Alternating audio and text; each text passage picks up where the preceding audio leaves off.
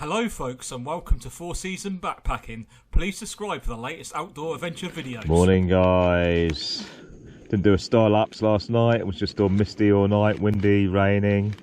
I'm just going to have this. Just got some water on the boil. And I'm going to put the tuna in with the noodles.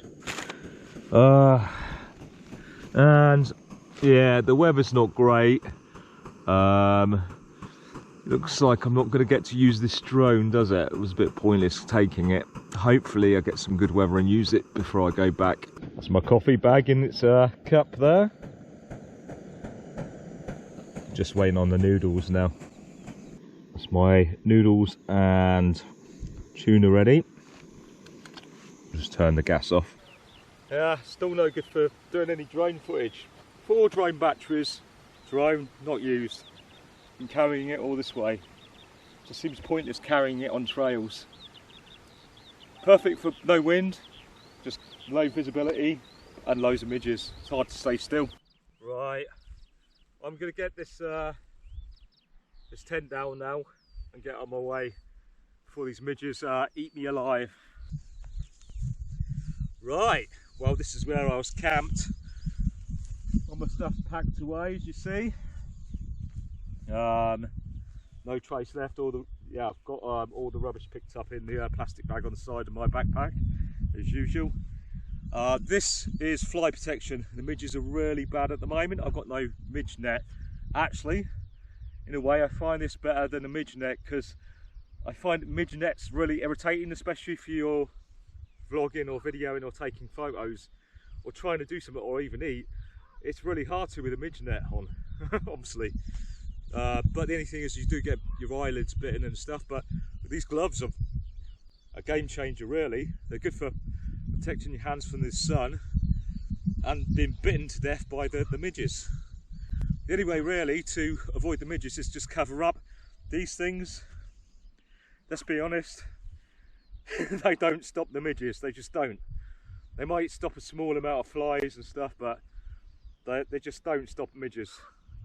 Not in my experience anyway. Maybe some of you have had good luck with them, but they've never stopped the midges, these things. But I do think they do stop a small amount of flies and stuff, but that's about it. But otherwise, yeah, you've got to cover up like this. Well, I'm going to get on my way now.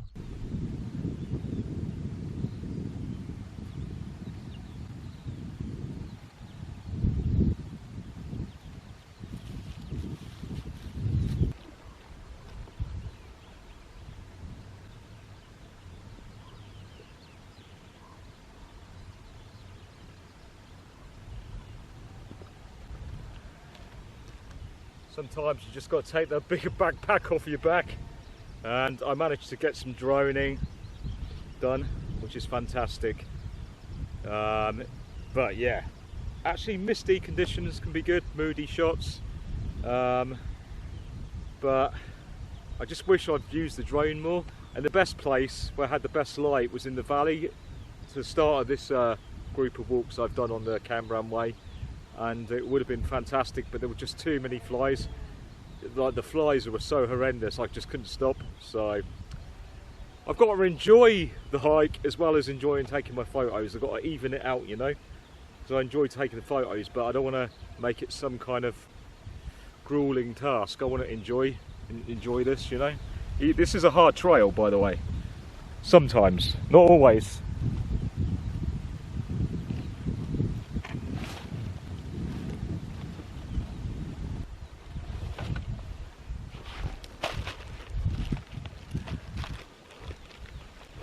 Ow.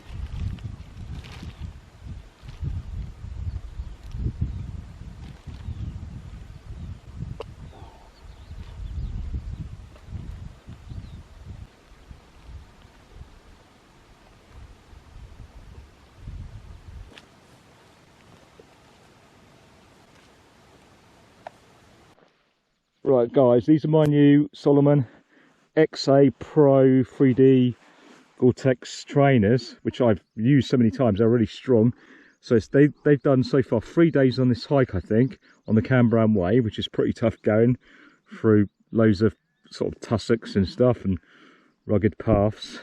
No rips on the Gore-Tex yet. Not on this shoe anyway. Grip looking okay. And I've done a run or two in them as well. But my only gripe is when they get wet, and I've noticed this with, I don't know if it's with all trainers, I can't remember, this starts buckling. And it's really uncomfortable. Look, it's creasing. And it's really doing my foot, you know, uncomfortable on my foot. So I'm getting bitten alive by flies here. I have to keep taking my shoe off to straighten it out. Otherwise it's like walking on some kind of like twig or something in your boot. Does anyone else get that? Can anyone recommend a better insole than the ones they come with? I mean, I'm not impressed with that. I paid £100 for these on special offer. I know they are good shoes, but it's just these bloody soles, look. They're not very good when they, I don't know if it's because they're getting wet or what, because I got a big backpack as well. Yeah, let me know in the comments, guys, if you've got any suggestions about that. Well, we're on, as you can see already, on a farmer's track. But before this, it's been pathless, pretty much pathless, maybe animal tracks every now and then. Yesterday was a really deep bog. I mean, yeah, you probably could just disappear in it. So I was very, very cautious where I put my foot. It's like incredibly deep.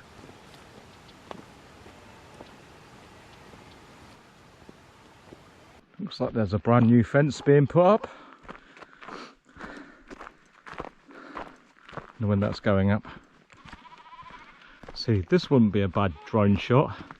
It means I've got to stop, get all the drone setups, take stuff out of my bag. What's that going to be? 20 minutes added? Yeah, I know. Just got to chill out, man. Not being such a rush all the time. That's me being into running and stuff. I like being active. I really don't like sitting around. It's like I can put my tent up. Like when I put my tent up early the other day on this trail, like within an hour, I wish I hadn't. I wish I'd kept on going. Like I don't like sitting around in the tent all day doing nothing. Like it's just, I just find that really boring. Whereas I like to feel tired when I, you know, put the tent up so I can relax and go to sleep. But if I'm not tired, I can't relax. I feel like I've got to be doing something, you know. So yeah, I think I definitely prefer trails rather than just going for one night wild camp, because like I need to walk pretty far or do some exercise before I can relax. Looks like it's going to be a much nicer day than yesterday, view wise anyway. But that could mean it's going to be hotter. It's going to be a hot day, which is not great for hiking. So every time I walk away from the camera, I've got to go and pick it up again. Just like now.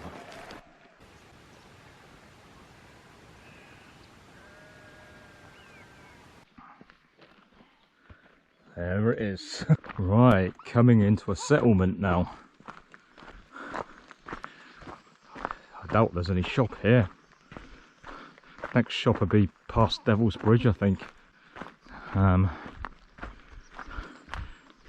not sure where I'm going to end this session of the Cambrian Way. So, walking down into this village. Oh, imagine living in here. I wonder how cold it gets in the winter. It's got a real remote feel to it. I don't know what this is all about. It's a bridge falling apart or something. Oh, it looks like one of those makeshift bridges. It's probably been washed away. It's a very small settlement. There's supposed to be a phone box here, but might not be still there. It's unmarked on the map. I can see the phone box, but there might not be a phone in there. Wow, this is a proper little settlement, isn't it? Well away from all the tourism.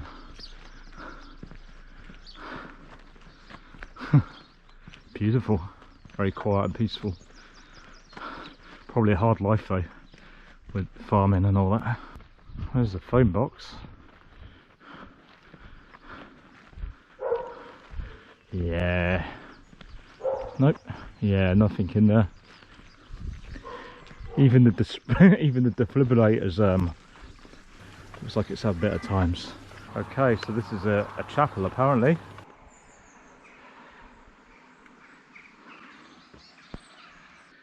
That's the name of the chapel. Guys, it's an absolute pleasure to be arriving at Britain's smallest bothy. Just room there for you to sleep down in, and there's the guest book thing there. Britain's smallest bothy, folks.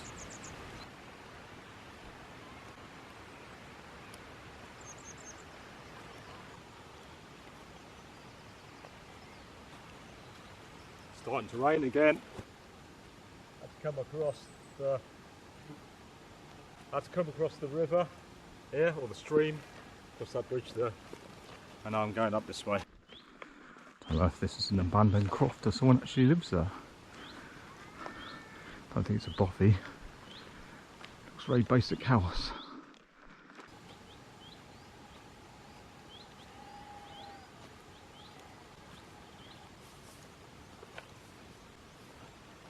Don't think this Cambrian Way trail is going to get national trail status anytime soon. It's definitely not for beginners. Not to say that someone who's never hiked before couldn't do it. If you're fit enough, you can definitely do it with the determination, but you really do need some navigation skills. You need to know how to read a GPS with OS maps or compass maps and whatever.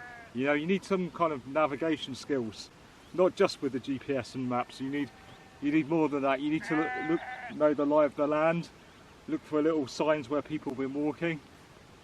This is not an easy trail, whether it's in the heat like it is now with all the flies, where it's all overgrown, or in the winter, be a stream. It's not an easy trail, man. It's not.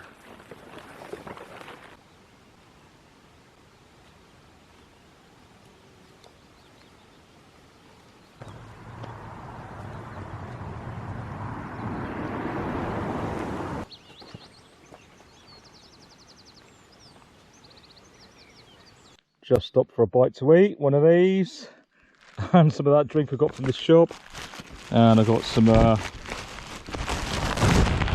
protein snacks there.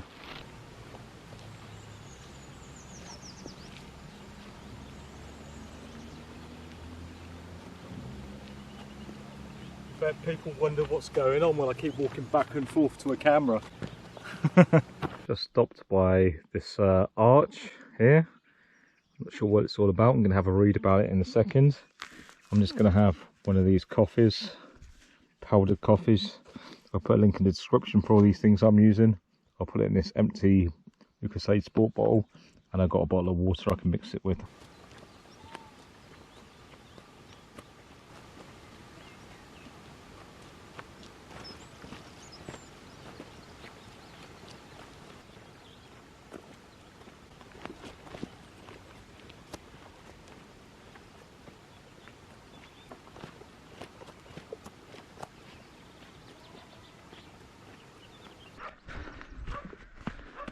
Such a nice walk coming down here. I mean,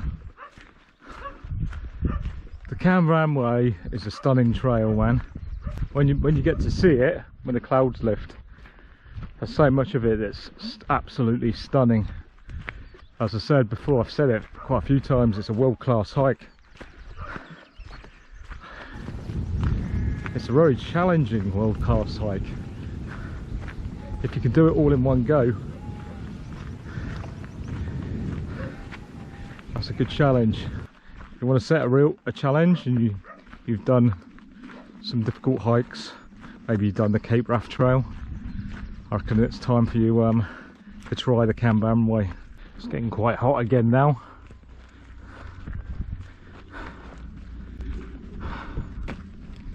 Won't be long to Devil's Bridge, I think it's called. It's not so far away. So it's been quite a walk through a forested area today. It's quite annoying though. I can't stop. As soon as I stop, you get totally ambushed by midges. You just cannot stop. There's just no wind. It's gone warm now though. I don't know if there'd be many about now, but the thing is, if I want to sit in shade, that's where they're going to be, the little buggers. I don't want to sit outside in this heat. I'm actually enjoying this. I'm loving it. Got my sun protection on anyway. Farm down there. Don't know if this is too dark. It's looking a little bit dark. Bear in mind, I've lost both pairs of my glasses. If that's too dark, I'm sorry. I really can't tell. It's a really bright day, so it shouldn't be. Maybe I've altered the settings without realising.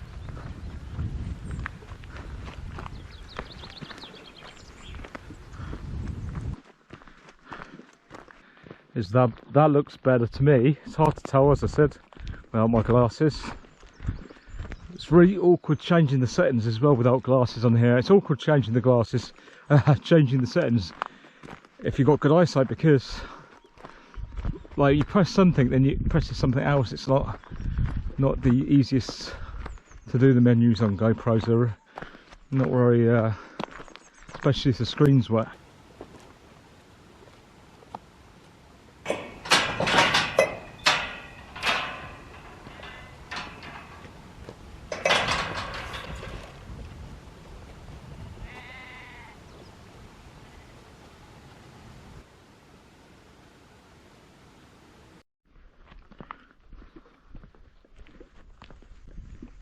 So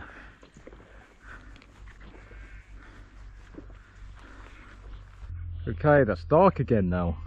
I don't know if that's dark or not, I can't tell. But anyway, coming down this way, got to cross over this. I had a slight wrong turn. Well, I found a route, or a path I should say, a track, which I'm pretty sure is the right way, maybe not. Okay, I've made the colour a little bit lighter, hopefully that's better. Now I think I'm going the right way. Put the tripod away because, man, have I been going back and forth with that camera. It's crazy, but I'm not minded doing it. It is getting hot though. So, this is a settlement of Devil's Bridge, and there's a bridge called Devil's Bridge, I think. And I'm sure I've been here before. Whether it was on Offa's Dyke or walking John O'Groats to Land's End or Cross Britain Way, I'm not sure. It could have been one of them. I recognise the name. I'm not sure if I'm going to bother seeing it on this occasion, because it's somewhere, like I said, I think I've been, and it's probably like, it's just a bridge, right? I've seen loads of famous bridges around the world, but there's no need for me to go and get a photo or a video of it, because it's probably been videoed and photographed to death anyway.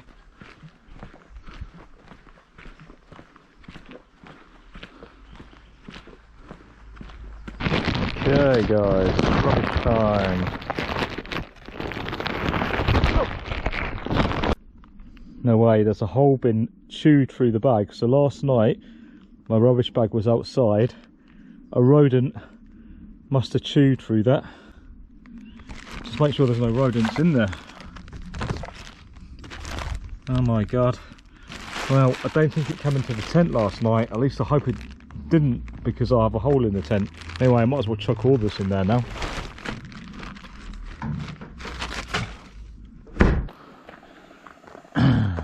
So this is the train at Devil's Bridge. I don't know how much it costs.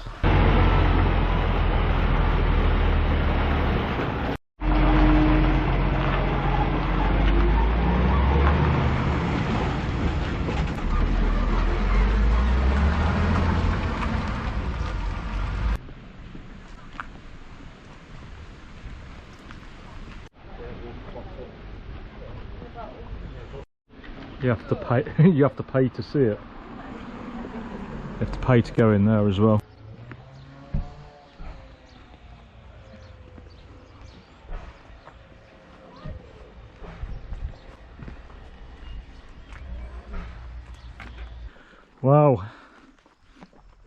Devil's Bridge, interesting place. It actually had a post office which is now closed. I don't know when that closed.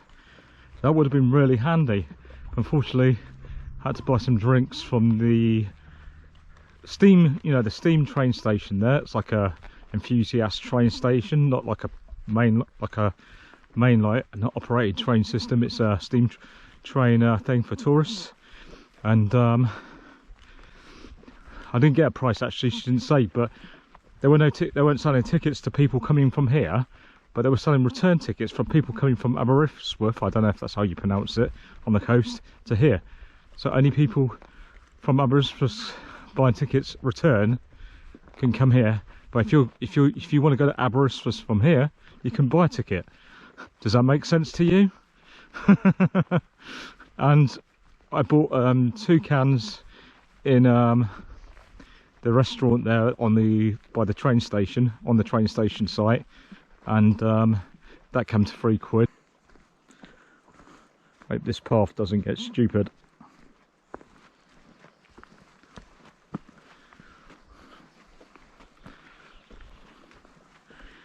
Not in the mood for stupid paths at the moment.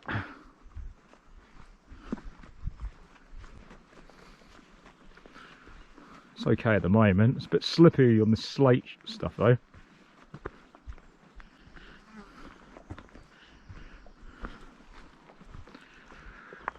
I'm going to break from the tripod. Don't want to lose the camera down the side of here. Ah, it's not that bad. No different to the coast path, which I've done the whole thing. Southwest coast path, that is. Ah.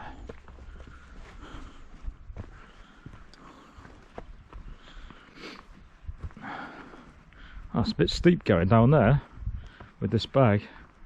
A slide, I think. And there's a steam track that goes all the way from Devil's Bridge to Aberystwyth. Is that how you pronounce it? No idea. I know that's the English way of saying it, but I'm not sure if that's how you pronounce it.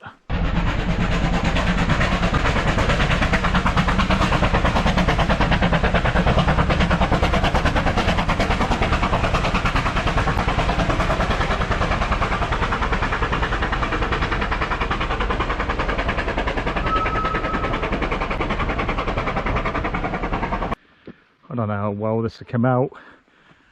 GoPro's not very good at stabilisation in the forests, even with this amount of light. Hopefully it's coming out okay, not too shaky. But I just really can't be bothered with the tripod at the moment. I'm just walking alongside the railway still, actually. So if any of you have done the steam train that goes from Devil's Bridge to Aberystwyth, or from there to Devil's Bridge, it's also got the Devil's Punch Bowl there as well, but the name of the village is Devil's Bridge.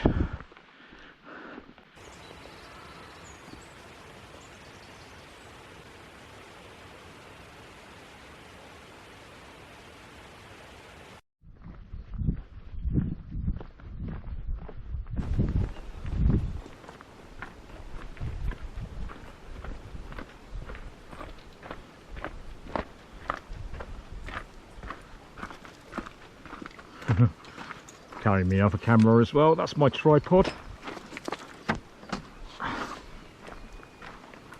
I did look where I'm going, but you can't miss the steam train. It makes a hell of a noise when it comes past. This looks bloody steep. Look how steep this looks. Pondering whether I should put the tripod away. Don't know what this path's like. Looks like it could be a bit troublesome without a walking stick. The tripod is not strong enough as a walking stick. Bit overgrown. Very steep drops, either down the side, huh? Do not want to fall. Not my favourite type of path, to be honest, with this bag. Right, by the side of me is a great big, I don't know how vertical it is, great big sheer drop, as far as I can tell. Hopefully this is coming out alright. This isn't so bad now. It's evening out the drop. It's not so vertical as it was. I don't know how smooth this video is coming out, because I'm in trees, and as I said, GoPro struggles in darkness. It's going dark now, so I'm going to turn the GoPro off. I have to say, my Solomon trainers are just like ice on this slate, wet slate. I've slipped over quite a few times coming down here. Pretty much at the bottom of this now, it's all leveling out. Don't know how well this video is coming out because of the low light.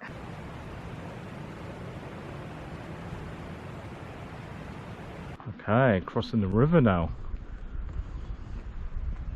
Wow. Wow. I'll give you a view. Look at that. So, it's walking along this road on the other side of the river, and then eventually it goes on the trail again. I've got a feeling there's a really steep part to this, like on the other side. I just come down. Okay, read that if you want to. I'm not going down there, there's loads of people doing water sports down there, but yeah, that's where I am. Really hot now, guys. Glad I'm in the shade. So this is what I'm having to eat now, some black chocolate and some beef jerky. I'm absolutely starving, man. Wow. This bit, I don't know if it looks it on camera, probably not, but it's incredibly steep, this four-wheel drive track. Tell you what, the last bit I've just come up, oh god, that's got to be up there with some of the steepest bits of the Cambrian Way actually, even though it's a four-wheel drive track. I presume it is, it's the size of a four-wheel drive track, like this one, same track. So I don't know what hills I'm going over, but they're only 300 and some meters. But that's where I'm planning on camping tonight, quite early, because the next village down the bottom from the hill on the other side is the last place with a road shop, and the next section is probably one of the most remote sections on the entire hike, even possibly more remote than the sections I've just done. Looks like a cemetery here. I don't know if I can go and have a look. There's an information board here, if you want to pause that and read it. So, apparently here, there used to be a lead mining industry. A lot of people from that industry are buried here. What a beautiful location to be buried. It's just so peaceful. In a really small settlement, which used to be probably really busy at some point, but maybe I'll put some information up on the screen about it. Absolutely stunning location to be laid to rust, folks. It happens to us all, so why not chill out in a peaceful place like this when your day comes. What about that, folks? beautiful cemetery, absolutely beautiful. Well, that's an old YHA building. I don't know, I don't think it still is. Might be, I don't know.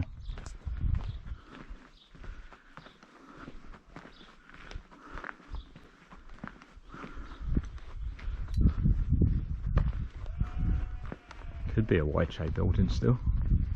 There's a red phone box here. Oh, still got the phone in.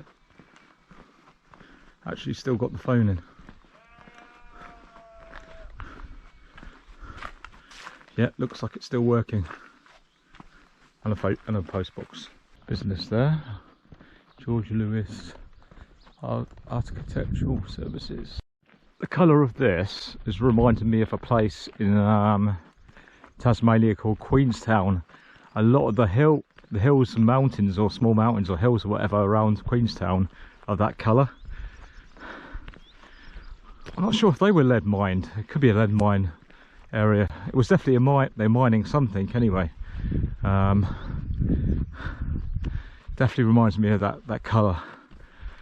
Lovely place. If you ever go to Tasmania, go to Queenstown, man. Interesting place.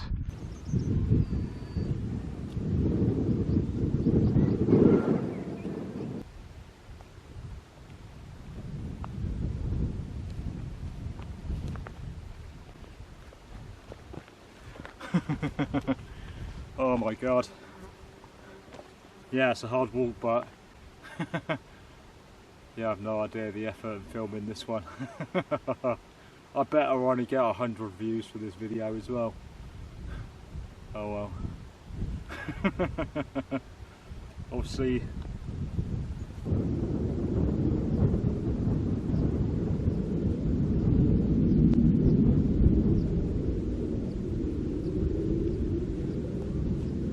you like the video, please subscribe.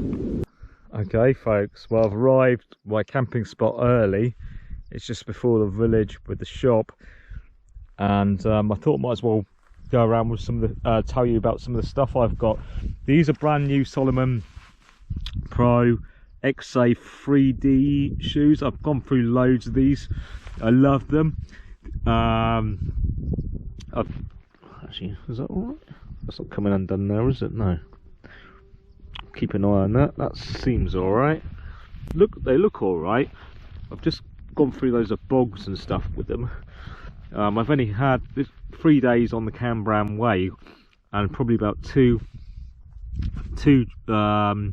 runs and a walk with the dog. Yeah, I think that's all right. I'm going to take a better look at that tomorrow or later on when I get in the tent. But looking at them, Gore-Tex hasn't developed any holes. Well, they shouldn't do for over 100 quid, should they? They are the toughest toughest trainers, trail trainers I've ever had. They're not the lightest ever, but they're very tough. They're Gore-Tex. Anything I don't like about them, I've noticed about them, I've had them in the past, when they get wet, the soles they came with, they crumple up, and it feels like you've got bits of stuff, you know, like a twig or something in your boot, because the soles crumple up when they're wet, which is super annoying. Does anyone else get that? Let me know in the comments. Apart from that, I really do recommend these, and I can only recommend them because I've gone through so many pairs of them, so I know them very well. But that sole thing is one of the annoying things about them, and of course, like I said, they're not the most lightweight of trail shoes, but they will last you. I think they're good value for money anyway, from the past pairs I've had anyway. The mat I got with me, I'm not sure if the name of it or whatever, or if I can put a link to it for you, but apparently it's the lightest mat you can get, and you may know that I am not fussy when it comes to mats. I can sleep on a rock, I can sleep on concrete and be happy. I never even used to use a mat, so that is like paper thin. That's all I use, and I have a comfortable night's sleep with that. Absolutely no problem. And it obviously, I wouldn't bother with blow up mats myself, because I don't see the point in them. What's the point when I can sleep on concrete, and all I need is this. It's a little bit of thermal layering, that's all I need, and I'm happy with that. I'll put a link in the description if I can find a link for it. I'll link that for you guys if you don't mind sleeping on solid surfaces. And this is my Van Gogh F10 tent, full rolled up. It is packed away wet this morning because I don't know, it was just a damp morning and midge-ridden morning. I wanted to get away quick, but yeah, that's it packed away, and you'll see it put up later, and you would have seen it in my other videos as well. The F10 Helium Van Gogh tent, good budget lightweight tent. I mean, it's not cheap, but compared to other lightweight tents, it is cheap. And I've had no problems with it on this trail so far. I mean, it can stand a good amount of winds, but I would say I wouldn't like to camp in it if it's stronger than 30 mph winds. Personally, I know other people say that it can handle more than that. It can, but I feel it's just a comfortable night. if it's not more than 30 mph winds. I think that's what I think it can handle. You know, let me know in the comments what experience you've had with this tent. I do like the tent, I think it's great. Yeah, let me know. So these are the battery packs I took with me on this trip. They've all, apart from this one has run out, this Power Direct one. It runs down really quick because it powers up devices really quick, so obviously that also means the power runs down really quick. Already used that. The other ones have still got power in. All these have still got power in after this session of Cambrian Way hikes. And these are my backup batteries. I charge every night with the battery packs, just for when I'm filming, if I run out of power when I'm walking along, rather than having to stop and then charge a battery. I've got one ready. Always make sure I've got one battery ready. That's for the GoPro, this one. This is for the Canon camera. But these were really cheap battery packs. They're massive, they take a long time to charge. Smaller battery pack, quite fairly quick to charge, doesn't hold so much power. The Power Direct charges up really quick as well because it's a Power Direct battery. And this one charges up really quick as well, but the charger for it is quite bulky. On this occasion I haven't brought the chargers with me, so because I knew there wouldn't be a chance of stopping anywhere to charge them up, but there's still a good amount of power in there. I'd say I probably could carry on filming and with all my communication needs and whatever for another maybe two days. Plus I still got loads of drone battery power left because I've hardly used it. I've only used it once so far. Now this is my tripod and camera, my Canon camera. This is my main workhorse for filming now, for when, you know, my standing shots where I'm walking off and stuff. I use the GoPro as well, which I'm holding now to do filming, but this is the one I prefer. And for taking my photographs I prefer this, but if it's raining I'll use the GoPro, and for photography as well, but it's nowhere near as good as this Canon camera. This is the Canon G5X Mark II, and I've stuck these on top because there's not an adapter for a microphone. That's anything I don't like about it, and the sound on it without these is terrible, so I have to stick those on. It's a shame there's not an adapter for a microphone with it. And then you can pull out the screen here if you want. It's got that. There's a pop-up eye lens as well, which I can't use because I've got those on, and there's a flash I can't use because I've got those on, but I do have a separate light for filming at night and taking photos for close-up stuff. Now this tripod I think is better than the gimbal. It's better than the drone, because with the drone I'm limited to when I can film. The camera on it is nowhere near as good as the camera on here, not a patch on it. And also I'm limited with the weather, so if it's windy, raining, low light conditions, I can't use the drone, and the drone uses so much battery power. With this I can use this tripod when it's windy, I can use the GoPro on the tripod if it's raining, and the same for with the gimbal. You have to set it up and everything like the drone, and it's awkward for hiking with. It's bulky, but to be honest I would rather have this any day of the week than the drone. It's brilliant. And if I'm selling like stock photography, this is so much better for stock photography than the drone, because of the quality, and it's like I say, I can get so much footage with it compared to the drone. So this is another reason why I'm thinking not of taking the drone on the next long distance trail. I mean I love droning and stuff, but the small drones are nowhere near as good as the bigger Maverick drone. You like the Maverick Pro, but then the Maverick Pro is really heavy to carry if you're on a trail. It's just too bulky. This is my drone setup. It's actually quite compact. Now the drone itself is heavier than the Mavic Mini or Mini 2, but the only reason I haven't upgraded because the Mini 1 and 2 has a control. The control on Maverick Air 2, is it the Maverick? Yeah, Maverick Air, the original Maverick Air. This is is so much smaller than the newer Maverick Airs and the Maverick Mini. Like it looks like it weighs a ton, it takes up loads of room, whereas look how small this controller is compared to the new Maverick Minis.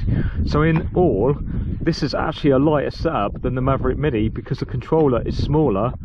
The batteries are smaller, they don't last as long. I think it's 22-minute flight time with these batteries, but I got 4 of them. They charge up faster than the Mini, but the charger is much more bulky though, that's the only problem. But the control, like, I've not brought the charger with me on this occasion. I've only used one of these batteries, and it's the only battery I've used, still got power left in it for another flight. And the control will last all these batteries, the battery power on it. I mean, this is way more smaller than the Maverick Mini, which is ironic. And this has sensors on the back, sensors on the bottom, and sensors on the front, whereas the Maverick Minis don't. And it's more sleek. I prefer the design on here. I know it's an older model. I believe the camera is just as good as the new Maverick, the Maverick Mini 2, but yeah, the camera quality is not as good as I would like. I'd like a 1-inch sensor on something like this. So like I say, you need some good light quality for droning, otherwise it looks terrible and you can't sell it as stock if it's grainy. So this is why I prefer the tripod for hiking and the Canon camera there. Oh yeah, and I was going to say, with the drone I have to set up the get the right filters in, else it looks terrible, because you've got to get the right frame rate. If you have the frame rate wrong, the video looks absolutely terrible. So you need so for 25 frames per second you need the shutter at 50 basically, otherwise it's just going to look terrible otherwise if you get that wrong. And this is why you need the filters. And the type of filter on each one of these is printed on so small I can hardly see it even when I've got glasses, so it's a bit awkward at the moment because I've lost my glasses. But I'm hoping I can get some shots later on from here when the light, when it's in the evening or in the morning, because I've got so much battery power left with the drone. It just seems so annoying I've carried all this for nothing. I know it's probably a bit overkill for a long distance hike, but I have a cool bag. Right, like it's like a bag, like you can get them from Sainsbury's or online. This is all I've got left. Oh, that should be alright. I've still got a bit of that left. I didn't want to take any water from the little lake or tarn or whatever they call it here, down the bottom, because this is old lead mines workings. I don't think it's going to be a good idea to drink that water. But yeah, so I've got enough water for food. Oh, I've got a can as well, brilliant, from the last place I stopped at. I used that for coffee. I've got that there. So yeah, when I first start, I freeze up all my bottles, put them in here, and then these sort of like perishable food in here as well. Really good for like 2 nights out, but obviously it's not going to stay cold more than 2 nights in the summer. But yeah, good little cool bag this. I've got a oh, by the way, these are my sun and midge gloves, by the way.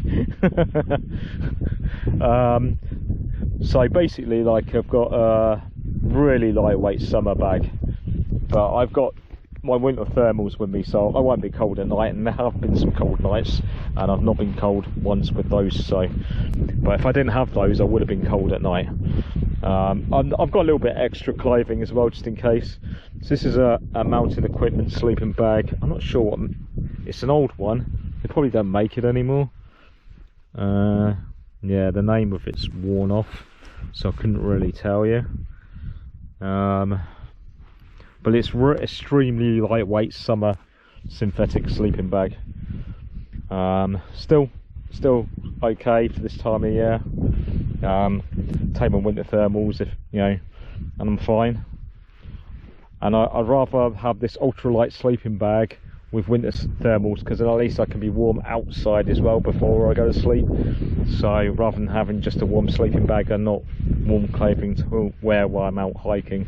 Makes sense to me, that does, on a long distance trail. So I'm going to put my tent up here. I don't think they're going to mind. I mean, I can see houses that way. They seem. Said hello to someone in the village. They seem all right. I'm sure people have camped here before doing the Cambrian Way, this is literally the Cambrian Way here. I'm just going to put my tent there. It's the only place really before the shops. Tomorrow I am going to go back. I've made my mind up. I booked the ticket. But the next bit of the section is possibly more remote than the bit I've just done. And I need to go back, sort myself out, get ready for that section. So I will be back to do that. But yeah, it's a really long section. Actually, Mark of the Way Explorer, excuse my phone, Mark of the Way Explorer's done this next section. He's because it's at the source of the River Wye, and if you, I think I said in another episode, recommends you checking him out. Way Explorer. I'll put a link in the description for it. He's been along there.